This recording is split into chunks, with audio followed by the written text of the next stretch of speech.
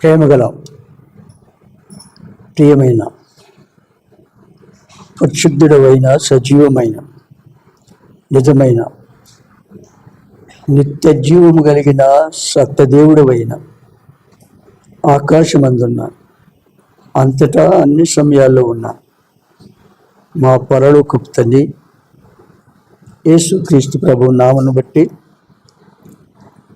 మరొకసారి మీ పాదముల చెంతకు రావడానికి ఇచ్చిన కృపను బట్టి సమయాన్ని దినాన్ని బట్టి మీకు వందనాలు. పాటల ద్వారా మీరు స్తుతించి పాడి కీర్తించి గణపరచగలిగే కృప మాకు ఇచ్చినందుకే స్తుతిస్తున్నాం. పాలు పొందిన బిడ్డలందరిని బట్టి మీకు స్తుతిస్తున్నాం. ఆరాధన కొరకై చదువుకునే లేఖన భావం ద్వారా మాతో మాట్లాడండి. మీ మెల్లని స్వరాన్ని వినిపించండి. ఆరాధన ఆత్మతో మమ్మల్ని నింపండి. ఆత్మతో సత్యంతో ఆరాధించడానికి కృపణము.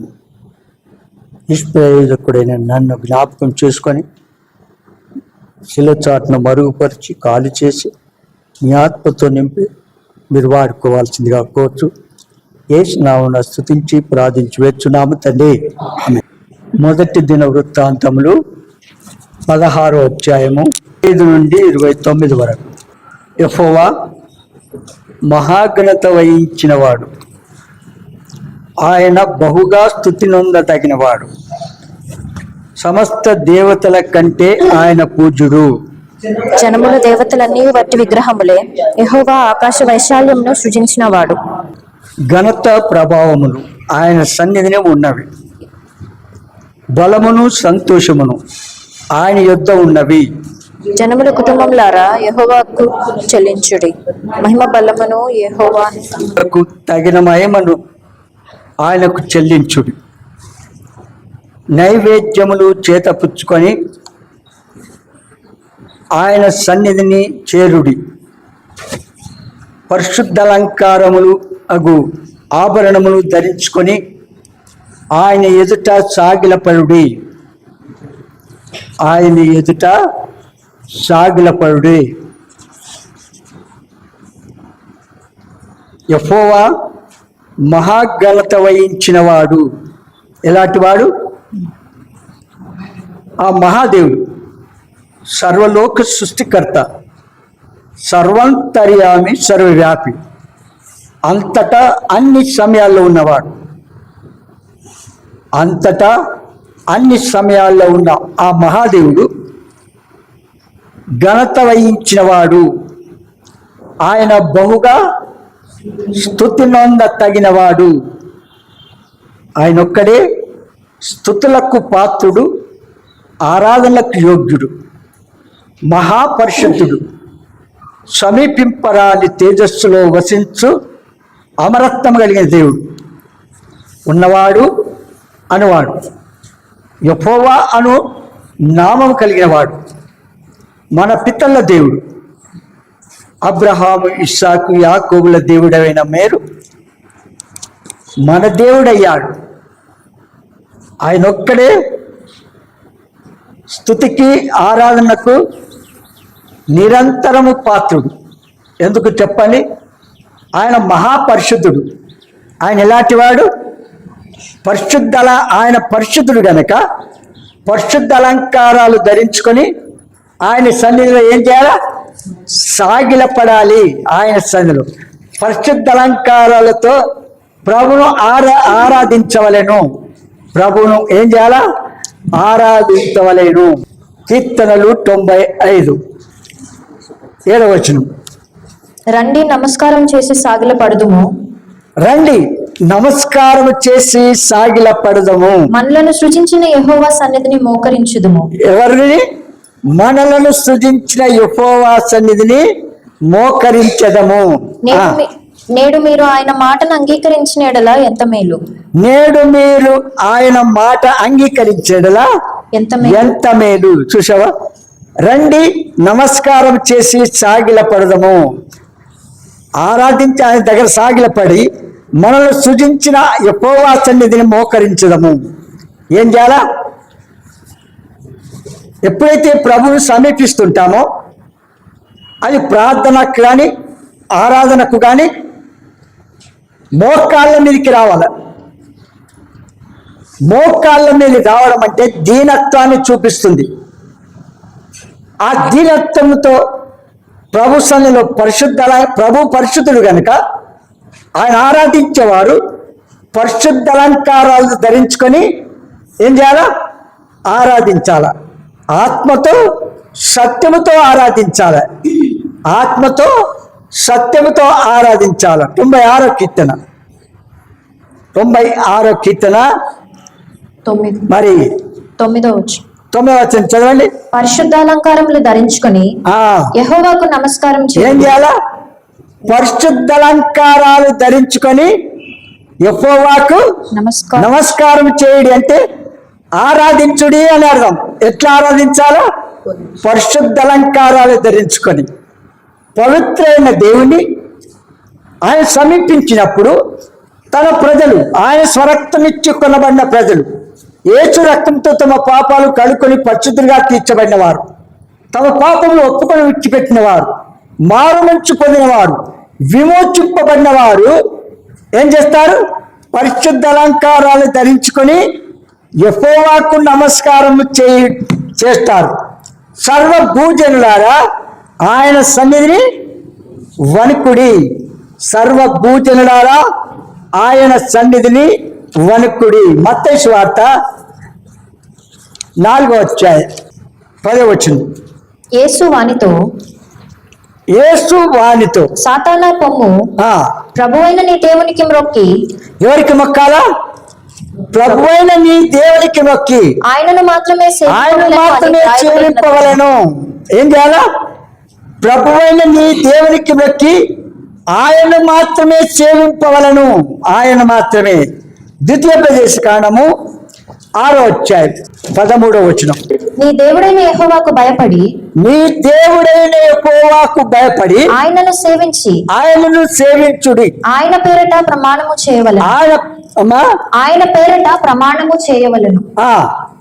మీరు ఇతర దేవతలను అనగా మీ చుట్టూనున్న జనముల దేవతలను సేవింపకూడదు. ఏం చేయకూడదు?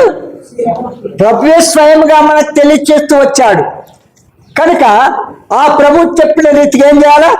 యెహోవాను మరవకుండా నీ జాగ్రత్తగా ఉండి నీ దేవుడిని యెహోవాకు భయపడి ఆయనను సేవించి ఆయన పేరిట ప్రమాణం చేయవలెను. నిర్గమకాండము 20వ అధ్యాయము 4వ వచనం చదవండి. పైన ఆకాశమందే గాని క్రింది భూమి అందే గాని కింద భూమి అందే కాని భూమి క్రింద నీళ్ళ ఎందే గాని ఉండు దేని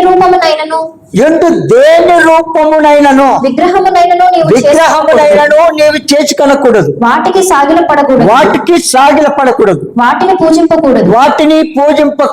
ఏలైనగా నీ దేవుడైన యెహోవా నేను రోషము గల దేవుడను. ఎలాంటి వాడు? రోషము కలిగిన దేవుడు. మన దేవుడైనవా యెహోవా ఎలాంటి వాడు? బహురోషము కలిగిన దేవుడు, సజీవుడైన నిజమైన. ఎందుకు చెప్పండి? బహురోషము కలిగిన దేవుడు అంటే ఇశ్రాయేలు దేవుని ప్రజలు ఐగుప్తు నుంచి వెలుపటికి వచ్చారు. వారి ప్రాణ జీవితంలో నమ్మకంగా ప్రభుకు కొనసాగిస్తూ వచ్చారు. మరి వారు ఆశించింది వారికి అంతా ఇస్తూ వచ్చాడు. ఆకలి దప్పులు తీర్చాడు, వారికి ఆహారం ఇచ్చాడు, ఏది కావాలంటే అది ఇస్తూ వచ్చినాడు. అయితే ఆయన చేసిన మేలును వెంటనే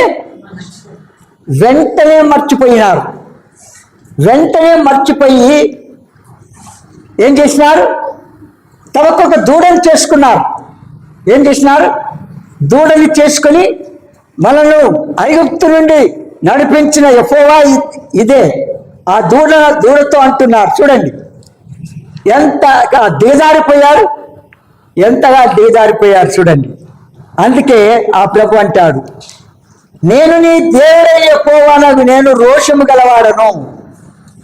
అలాంటి వారిని ఆకాశం అందుండి ఆ ప్రజలను చూసి సీనాయి పర్వతం మీద ఉన్న తన యాజకుడైన మోషేను వెంటనే దిగిపోయి ఆ పలకలు రాసి ఇచ్చి, నువ్వు వెళ్ళిపో, నీ ప్రజలైనటువంటి ఇశ్రాయేలు చెడిపోయినారు, వారు దిగజారిపోయారు, విగ్రహారాధికులైపోయారు. అది ప్రభు చూసి వెంటనే చూసి వారికి వీళ్ళు ఏం చేస్తున్నారు? గంతులు వేస్తున్నారు. ఆ దూడ దగ్గర బట్టలు లేకుండా ఇదే దేవుడని వారు చూడండి ఎట్లా ఎంతగా సజీవమైన నిజమైన దేవుడికి కోపం లాగా. మన సొంత పిల్లలే తప్పు చేస్తే మనకెంత కోపం వస్తుందా రాదా? వస్తుంది. కానీ ఆ ప్రజలు దాసత్వంలో అగ్ని పరీక్ష లాంటి శ్రమలో ఉంటే వారి మూలుగులు, వారి ప్రార్థనలు విని, వారు మొరపెట్టినది వారిని విని, మరి వారిని శ్రమ పెట్టిందంతా చూసి వారిని బయటికి తీసుకొచ్చాడు. అవునా? వారికి ఒక నాయకుడిని ఏర్పాటు చేసి వారు మొరపెట్టిన ద్వారా బయటకు తెచ్చినాడు, కానీ లేకపోతే మళ్ళా. అయితే అలాంటి దేవుణ్ణి వెంటనే మర్చిపోతున్నారు. చూడండి చేసిన మేళ్ళకు. ఈనాడు మన జీవితంలో ఎలా ఉన్నాం? మేలు జరిగినప్పుడే హ్యాపీగా సంతోషంగా ఆరాధిస్తాం. కీడు జరిగితే ఏం చేస్తాం? దుఃఖపడతాం, విమర్శిస్తాం, తప్పులు పడతాం, లేని వాటిని అవునంటుగా క్రియేట్ చేస్తుంటాం. కనుక అలాంటి దేవుడని ఎక్కువ నేను రోషము గల దేవుడను, నిన్ను ద్వేషించు వారి విషయంలో 3-4 తరముల వరకు 3-4 తరముల వరకు తండ్రుల దోషము కుమారుల మీదకి రప్పించుతూ నన్ను ప్రేమించి నా ఆజ్ఞలు గైకొను వారిని 1000 తరముల వరకు కరుణించేవాడనే ఉన్నాను. ఎంత చెప్పండి? 1000 తరముల వరకు కరుణించేవాడై ఉన్నాడు. అంత గొప్ప దేవుని ఏం చేస్తున్నారు? నిర్లక్ష్యం చేస్తున్నారు, అవిధేయులైనారు, లోబడే స్వభావం. ఈ మధ్యలో ఒక వ్యక్తి అంటాడు, మనము అర్పించే ఏవైనా కూడా వాటిని బట్టి, మంచి క్రియలను బట్టి పరలోకం వెళ్తామా? పాప క్షమాపణ పొందకుండా, ఆ సృష్టికర్త దేవుడు చెప్పింది చేయకుండా, నిర్లక్ష్యం అవిధేయులమై లోబడకుండా మనం తిరుగుబాటు చేస్తూ సనుక్కుంటూ ఏం చేస్తున్నాం? ఆయన ఎదుట సాగిల పడేదానికి బదులుగా ఏం చేస్తున్నాం? మర్మరించి ఏమంటారు? లోపల సనుక్కుంటూ వెళ్తున్నారు. ఇది ఆత్మీయత లక్షణం. అవన్నీ చూసిన దేవుడు ఏమంటాడంటే, నేను బహురోషం కలిగిన వాడను, నన్ను ప్రేమించు వారిని, ఆజ్ఞలు గైకొను వారిని ఏం చేస్తాను? నేను 1000 తరముల వరకు నేను ఏం చేస్తాను? కరుణించువాడనై ఉన్నాను. కనుక ఎంత గొప్ప దేవుడంటే, అలాంటి శ్రేష్టమైన దేవుణ్ణి మనం ఎంత స్తుతించే మన నోరు చాలనే చాలదు. ఎన్ని నుంచి చదవండి? విశ్రాంతి దినము పరిశుద్ధముగా ఆచరించుటకు జ్ఞాపకం ఉంచుకొనుము. ఒక్క నిమిషం. విశ్రాంతి దినము ఏం చేయాలా? పరిశుద్ధముగా ఆచరించు. విశ్రాంతి దినము పరిశుద్ధముగా ఆచరించకు జ్ఞాపకం చేసుకో. సజీవమైన, నిజమైన, నిత్య జీవం కలిగిన సర్వలోక సృష్టికర్త అయిన ఆ దేవుని విడుదలమైన మనము ఎంత భయము మనం కలిగి ఆయన సందులు గడుపుతున్నాం. అన్యజనులు దేవుడు కాడన్నట్టు చెప్పుకునే ప్రజల దగ్గర మనము తల ఎత్తుకుని నిజమైన దేవుడు అని ఏం చేస్తున్నాం? గట్టిగా సాక్ష్యం ఇస్తున్నాం. అవునా? కొన్ని చూడండి, తమ దేవుడు నిజమైన దేవుడు కాకపోయినా ఏమైంది? టైంకు పరిగెత్తుతుంటారు. టైంకు ఎక్కడ, ఈవెన్ జర్నీ టైంలో ఉంటూ కూడా అక్కడే ఉండి, జర్నీ టైంలో ఉండి అక్కడ ఉండి తాము నమ్మిన దేవుణ్ణి ఏం చేస్తున్నారు? ఆరాధన చేస్తూ ప్రార్థన చేస్తున్నారు. అవునా?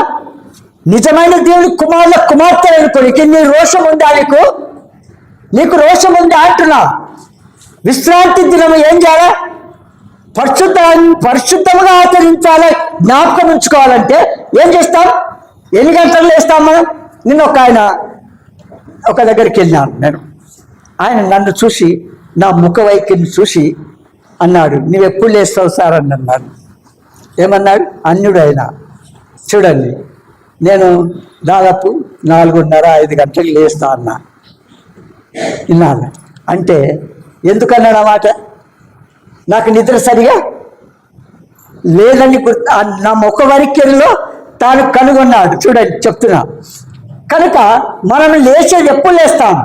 చిన్న సాకు పెట్టుకొని మనం ఎన్నదగిన శ్రమలు కావు ఇప్పుడు మనం ఎదుర్కొనేవి. అవి ఎన్నరికీ లెక్కకు రానే రావు. ఆనాడు హతసాక్షి అయినటువంటి వారు ఉన్నారు, ప్రవక్తలు లేరా?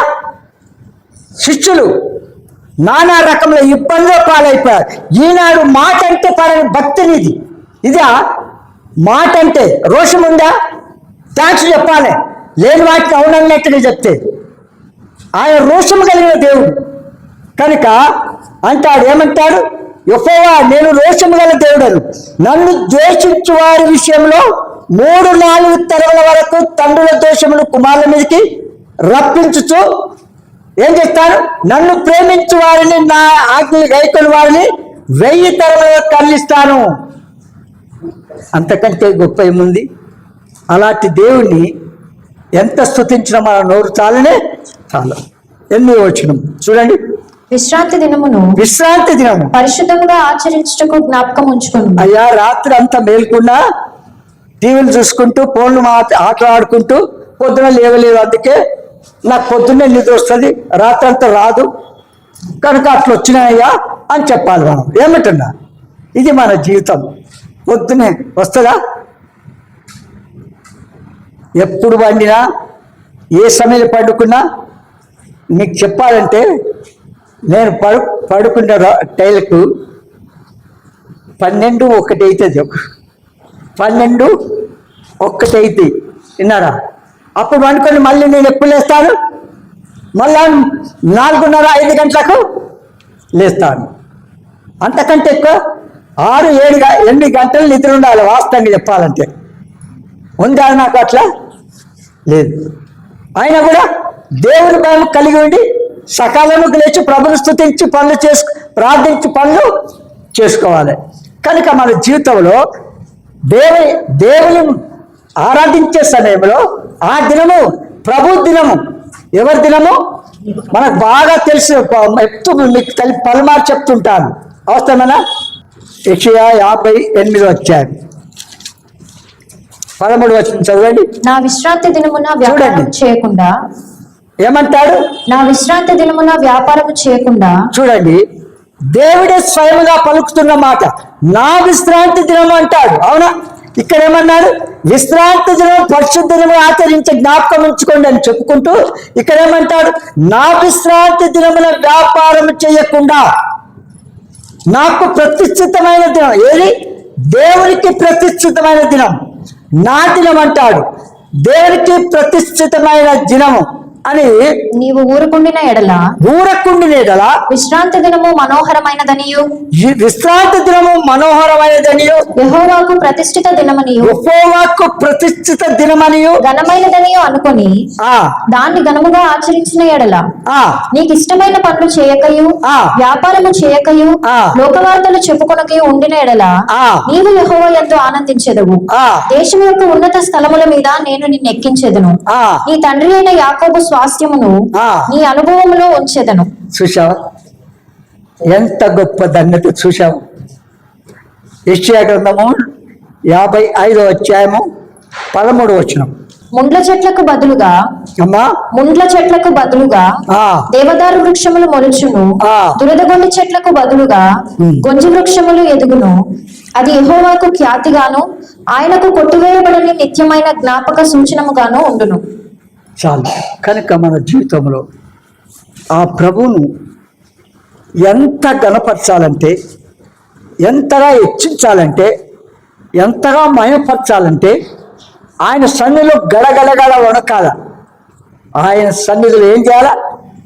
గడగడ వణకాల. వణుకుతామా? ఆయన వణికిస్తాం మనం. ఏమంటారు? మనమే ఆయన వణికిస్తాం, ఇంకే ఆయన వణుకుతాడు. అవునా? ఆయనకు కోపం వస్తే మళ్ళా ఇంకా పైకి లేచేది ఉండదు. ఉంటుందా? చూడండి, నిర్గమకాండము 20 అధ్యాయం 11వ వచనం 9 చదవండి. 6 దినములు నీవు కష్టపడి ఆ. నీ పని అంతయు చేయవలెను. ఆ. 7వ దినము ఆ. నీ దేవుడైన యెహోవాకు విశ్రాంతి దినము. ఆ. దానిలో నీవైనను ఆ. నీ కుమారుడైనను ఆ. నీ కుమార్తె అయినను ఆ. నీ దాసుడైనను ఆ. నీ దాసి అయినను ఆ. నీ పశువైనను ఆ. నీ ఇళ్లలో ఉన్న పరదేశి అయినను ఆ. ఏ పనియు చేయకూడదు. ఎప్పుడు నీ ఇంట్లో ఉన్న ఏ వస్తువు కానీ, ఏ పని కానీ, ఏ పశు పక్షి కానీ, ఏ పని చేయకూడదు. ప్రవ్వా, నిన్న దినమంతా పని చేసి వచ్చినా ఆకలికి సస్తాన్ని ఇంత వండుకొని తినిపోతాయా అంటాం మనం. అవునా? అవునా? ఆకలి ఎట్లా ఉంది చూడండి. ఆయన దగ్గర ఆయన చెప్పినట్టుగా చేస్తావా? విరుద్ధంగా ప్రవర్తించి నేను భక్తి ఉంది నాకు, నేను ఎంతగానో ఆరాధన చేస్తా, నేను ఎంతగానో ప్రార్థన చేస్తా అనము దైవ చిత్తమా అది? ఇంకేమంటాడు? 6 దినములలో ఆ. యెహోవా ఆకాశమును ఆ. భూమియు ఉమ్. సముద్రమును ఆ. వాటిలోని సమస్తమును సృజించి ఆ. 7వ దినమున విశ్రమించెను. ఆ. అందుచేత ఆ. యెహోవా విశ్రాంతి దినమును ఆశీర్వదించి ఆ. దాన్ని పరిశుద్ధపరచెను. ఏం చేసినాడు? ఆ దినమును పరిశుద్ధపరిచినాడు. ఏమంటారు? యెహోవాకు ప్రతిష్ఠ దినం, నా విశ్రాంతి దినము అంటాడు. ప్రభు దినమందు మనం ఎట్లు ఆరాధించాలా, ఎట్లు ఆయన స్తుతించాలా, ఎట్లు ఆయనను గణపరచాలా, ఎట్లు ఆయనను మయపరచాలా అంత స్పష్టంగా ఒక చిన్న పిల్లోనికి చెప్పిన రీతిగా ఆయన చెప్తూ ఉన్నాడు. ఈ మధ్యలో చిన్న పిల్లలు ప్రభు ప్రేమించుకుంటూ ఆ ప్రభు ముంగట ప్రభు ఎత్తుకొని సంతోషం నవ్వుకుంటూ ఏం చేస్తున్నా, ఏదో ఇంగ్లీష్లో సాంగ్ పాడుతున్నా, ప్రభు స్థానంతో సాంగ్ పాడుతూ ఉంటే ఎంత సంతోషం అనిపిస్తుంది అంటే, చిన్న పిల్లలు ఆ ప్రభును స్తుతిస్తూ ఆరాధిస్తున్నారు. ప్రభు ఎంత సంతోషపడుతున్నాడు ఆ పిల్లలను చూసి. ఒంటరిగా నేను అప్పుడప్పుడు చూపిస్తాను, వీళ్ళు ఉన్నప్పుడు మీకు చూపిస్తాను. అవి కొన్ని ఓపెన్గా ఉంటాయి. కనుక మన జీవితంలో ఏం చేయాలి? మనం ప్రభువును స్తుతించాలి. ప్రభువును స్తుతించడానికి, ఆరాధించడానికి ఏమాత్రం నిర్లక్ష్యం చేయకూడదు. కీర్తనలు 95:7-8 చదవండి. రండి నమస్కారం చేసి సాగిలపడదుము. రండి నమస్కారం చేసి సాగిలపడదము. మనలను సృజించిన యెహోవా సన్నిధిని మోకరించుదము. ఎక్కడ ప్రకటించాలా? మనలను సృష్టించినటువంటి దేవుని ఎదుట ఏం చేయాలి? మోకరించుదము. నేడు మీరు ఆయన మాటను అంగీకరించినదిలా ఎంత మేలు. అరణ్యమందు మెరీబా యొద్ద మీరు కఠినపరుచుకునినట్లు, మస్సా దినమందు మీరు కఠినపరుచుకునినట్లు మీ హృదయములను కఠినపరుచుకొనకుడి. ఏం చేయకూడదు? మీ హృదయములను కఠినపరచుకో. దేవుడికి తెలుసు మన హృదయ యొక్క ఆంతర్యము ఏ వాస్తవం కాదా? మనం చూస్తున్నాము బల్లమేశ్వరిలో మన కొన్ని విషయాలు మనం చూసినాము, అప్పుడు చూస్తాము తర్వాత. కనుక ప్రతి తలంపు, మాట, క్రియ, ఊహలన్నీ కూడా ఆయన బాగా చూస్తున్నాడు. మనకు కనబడేయాలని ఎవరు చూడడం లేదనుకుంటాం. మన సృష్టికర్త అనే దేవుడు మనతో ఉన్నాడు, మనలో ఉన్నాడు, మన ముందు ఉంటాడు, మన వెనుక ఉంటాడు అని మనం ఆయన కనుగొనలేదు. విన్నారా? అలాంటప్పుడు ఎంత భయం కలిగి ఉండాలి? నన్ను చూసే మనుషులు కాదు, దేవుడు నన్ను చూస్తున్నాడనే భయం మనం కలిగి ఉంటే ఆయన ఆరాధించకుండా ఉంటామా? ఆయన స్తుతించకుండా ఉంటామా? ఆయన సన్నిధిలో మరి సాగిలపడకుండా ఉంటామా? చూడండి 96వ కీర్తన 9-10 చదవండి. పరిశుద్ధ అలంకారాలు ధరించుకొని యెహోవాకు నమస్కారం చేయుడి. ఇక్కడ ఉన్నది ఆయన, ఇదేనా మాట? అదేనా? 96:9 ఇదే. ఏం చేయాలా?